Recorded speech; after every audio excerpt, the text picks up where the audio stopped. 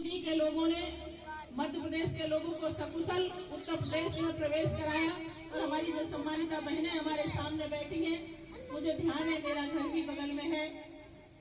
हम सब लोगों ने दूध में हल्दी मिलाकर उन लोगों को पिलाई, क्योंकि उन पर बहुत लाठियां बरसाई थी पुलिस ने।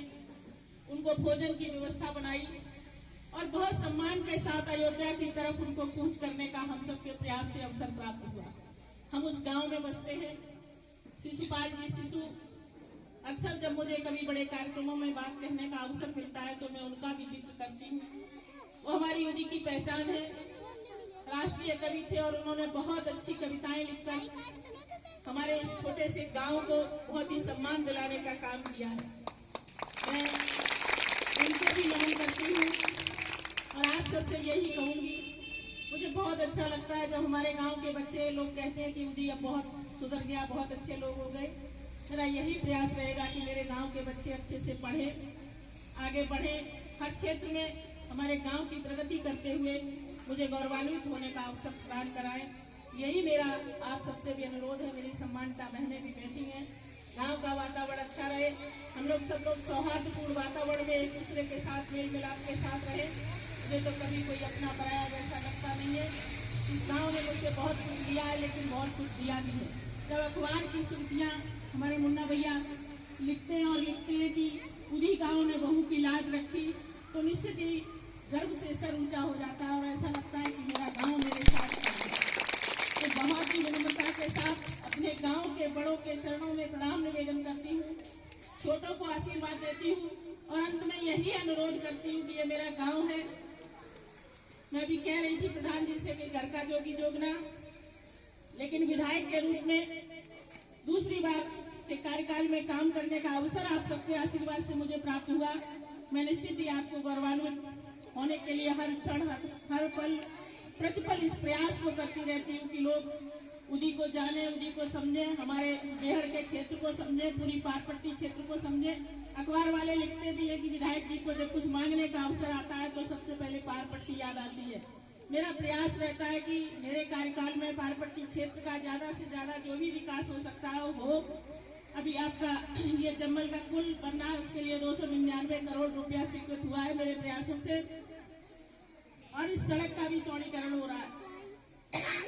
कुंडेश्वर मंदिर दिव्य और भव्य बन रहा है, अभी उसमें और कुछ काम, अभी मैं वीडियो साहब से चर्चा कर रही थी कि मंदिर में तालाब के अंदर जो पिचिंग है वो मुझे पसंद नहीं आई, उसको उखाड़ कर दोबारा से ठीक ठाक किया जाए और बहुत ही दिव्य और भव्य मंदिर का निर्माण हो।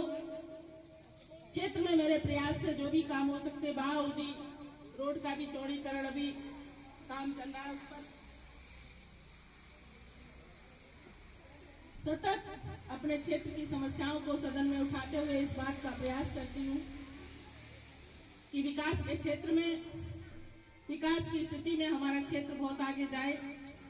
आप सबका आशीर्वाद मुझे मिलता है, मैं इस बात के लिए अपने आप को बहुत ही सौभाग्यशाली समझती हूँ और आप सबसे यही अनुरोध करती हूँ कि बच्चों को अच्छे संस्कार दें, अच्छी शिक्षा दें। न जाने कौन सा बच्चा, कौन सी आपकी बेटी, कौन सी आपकी बहू आपके बीच से निकलकर आपको पूरे देश में गौरवान्वित होने का अवसर प्राप्त कराए। ये किसी के माथे पर लिखा नहीं होता, इसलिए मेरे गांव के बच्चे अच्छे से पढ़ें, नशे और व्यसनों से दूर रहते हुए बहुत अच्छे से अपने जीवन को बनाएं, अपने बच्चों को बनाएं। एक और बहुत बड़ी उपलब्धि शिक्षा के क्षेत्र में हमारे पारपट्टी क्षेत्र को मिली है भारत सरकार के द्वारा। यहाँ पर चुनाव की आचार संहिता के कारण मेरा प्रयास तो यही है कि 1 या 2 मार्च को आदरणीय राजनाथ जी या मुख्यमंत्री जी के हाथों इस विद्यालय को उनको पारपट्टी क्षेत्र में लाकर इस विद्यालय का उद्घाटन करवाऊं, और अगर अभी नहीं हो सकता तो चुनाव के बाद होगा, क्योंकि आचार संहिता का समय नजदीक आ गया है। इसलिए मेरा जो भी प्रयास था, हमारे क्षेत्र से लगभग 6 वर्ष बाद 80-90 बच्चे डिफेंस में जाएंगे, सेना में जाएंगे, पढ़ेंगे, लिखेंगे। मुझे वो दिन भी याद है जब मैं उदी मोड़ पर कभी देखा करती थी तो लोगों को बोलने का, चलने का, बैठने का सलीका नहीं था। मैं डांटा करती थी, मैं कहा करती थी कि तुमको बोलने की अकल नहीं है, हम तुम्हारी चाची होंगे, भाभी होंगे, कुछ तो होंगे।